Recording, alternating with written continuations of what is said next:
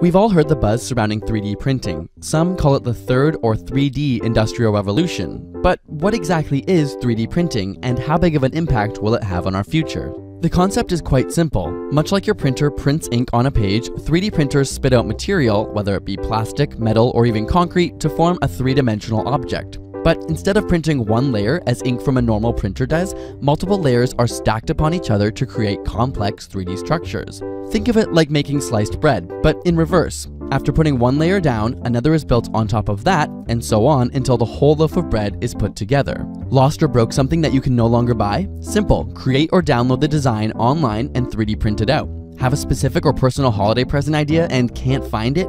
Print it. In fact, GE's Tumblr, 3dprintmygift.tumblr.com, is doing exactly this for the holiday season. We'll put a link in the description. And if you require moving parts in your design, the printer simply leaves gaps in the right spots or uses a special gel that can be dissolved or rinsed off afterwards. Speaking of design, 3D printing paves the way for incredibly customized objects made on demand to fit your requirements. Not only does this mean furniture, shoes, and appliances built to fit your lifestyle, but things like prosthetic limbs can have completely customized user designs as opposed to generic mass-produced products. Need something small and intricate? Typical 3D printers create layers approximately 100 micrometers thick, but some high-end machines can print as small as 16 micrometers. To put this in perspective, a typical bacteria cell has a width of between 1 to 10 micrometers. This has opened the door to using molecules for ink and has led to successful 3D printed pharmaceutical drugs such as ibuprofen. The tiny molecules are organized perfectly to create the desired drug effect. Hungry? In the future, you might be able to ask Siri to 3D print a meal perfected for your palate.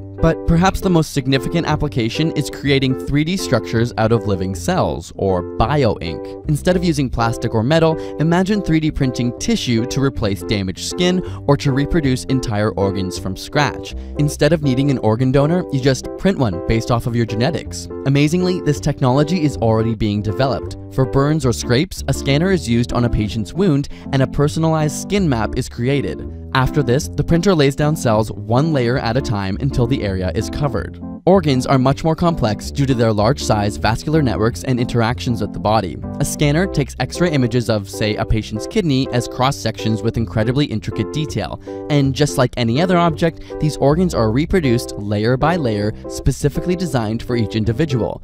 Though these are years away from being functional, it will certainly have a huge impact on the medical community. So while it may be a while before you end up with a 3D printer in your home, you can be sure that by the time it happens, the world will be a different place.